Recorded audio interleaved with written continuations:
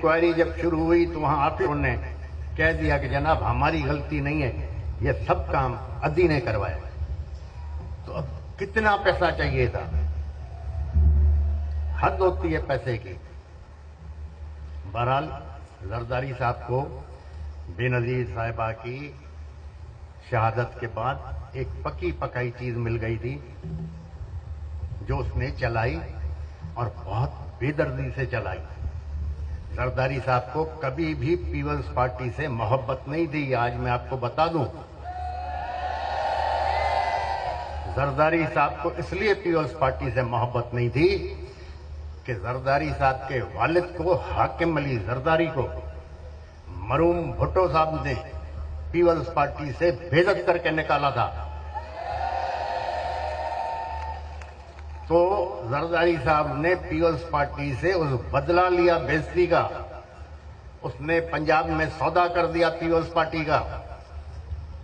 Peoples party उसने पंजाब में भेज दी। उसके नतीजे में क्या है,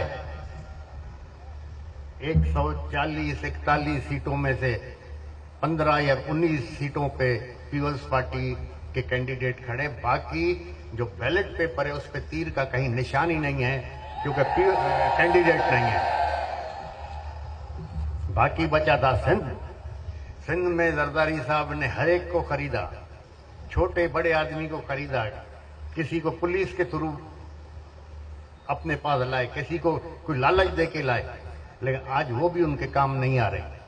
जरदारी साहब ने प्रोग्राम बनाया था, जितने इलेक्टेबल हैं सबको खरीद लूं कि फिर सिंध में इलेक्शन नहीं हो सके। हमें भी बहुत कुछ लालच दी गई, बातें की गई, लेकिन अल्लाह ताला का बड़ा करम है, हम जिस पांव पे खड़े थे खड़े रहे। मेरे अपने दोस्त, जीडीए के दोस्त मुझ पे यकीन नहीं कर रहे थे। कह रहे थे साईं तव्हां जो दोस्त था नंढे होंदे जो तव्हां उन्हें हलिया वेंदा। मैंने कहा भाई आप पागल हो गए हैं, मैंने आपको जबान दी है, कमिटमेंट की है, मैं कहीं नहीं जा रहा। हो सकता है आप लोग चले जाओ, मैं कहीं नहीं जा रहा और मैं आपके सामने खड़ा हूं। आप यकीन करें कि अगर जरदारी साहब और हम एक प्लेटफॉर्म पे आ जाते तो सिंध में कोई इलेक्शन नहीं था, कोई इलेक्शन नहीं था। लेकिन मेरी जबान थी, मेरी कमिटमेंट थी, मैं अपनी जबान पे कायम रहा। अगर मैं अपनी जबान पे कायम नहीं रहता तो आइंदा मुझ पे कोई भरोसा नहीं करता। जरदारी साहब ने, जिस तरह मैंने कहा कि पीपल्स पार्टी से उसको कोई मोहब्बत नहीं थी क्योंकि उसने अपने वालिद का हिसाब लिया। आज भी नाइद खान के हाथ में आप लोग कुरान शरीफ रखें और पूछें क्या ये जो विल थी ये बेनजीर साहिबा की थी, वो आपको बताएगी कि नहीं, ये झूठी विल थी, बेनजीर साहिबा की नहीं थी।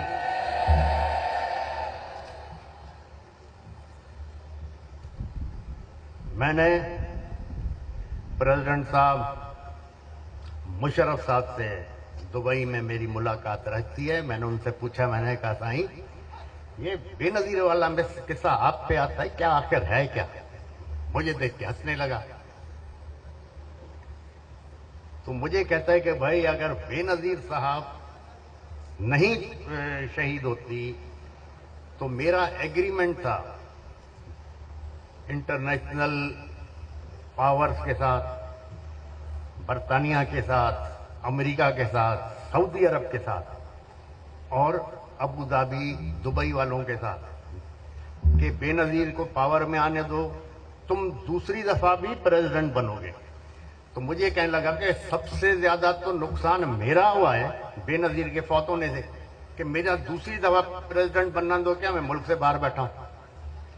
फिर कहने लगा कि आप ये देखो कि बेनजीर साहिबा के फौत होने से फायदा किसको हुआ है, वो तो जरदारी साहब को हुआ। क्यों? मैं आपको बता रहा हूं किस लिए हुआ है कि जब बेनजीर साहिबा पाकिस्तान आ रही थी तो बेनजीर साहब की प्रेस कॉन्फ्रेंस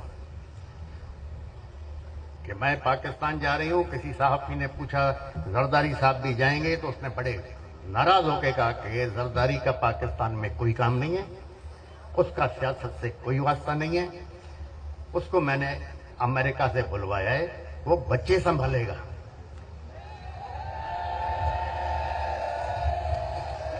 تو جو بچے سنبھالنے کے لیے آیا تھا وہ اس ملک کا پریزیڈنٹ بن گیا. اب خدا کی شان دیکھو, خدا کس کو کہاں پہنچائے. مرحوم ضیاء الحق صاحب کے دور میں ہمارے دوست زرداری صاحب کو شوق چڑھا, یہ لوکل گورنمنٹ کے الیکشن میں کھڑے ہوئے کاؤنسلر کے لیے. کاؤنسلر کے الیکشن میں ہار گئے, کاؤنسلر نہیں بن سکے. پھر مرحوم ضیاء الحق صاحب کے دور میں جو الیکشن ہوئے قومی صوبائی اسمبلی کے, اس میں پھر زرداری صاحب کھڑے ہوئے.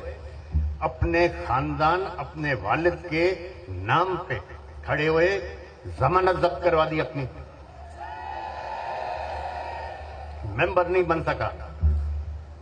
پھر بھٹو کے نام پہ زرداری صاحب بھی ممبر بنا, اس کا والد بھی ممبر بنا.